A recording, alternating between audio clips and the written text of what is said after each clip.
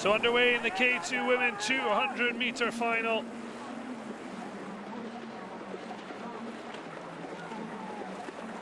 Certainly a quick one over this distance. And plenty of thoughts towards the Slovenian boats.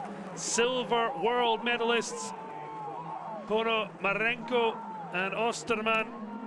But along with the bronze medalist, the Hungarian boat of Blanka Kish and Anna Lush. And hoping to get gold this time with the Belarusians out of the way.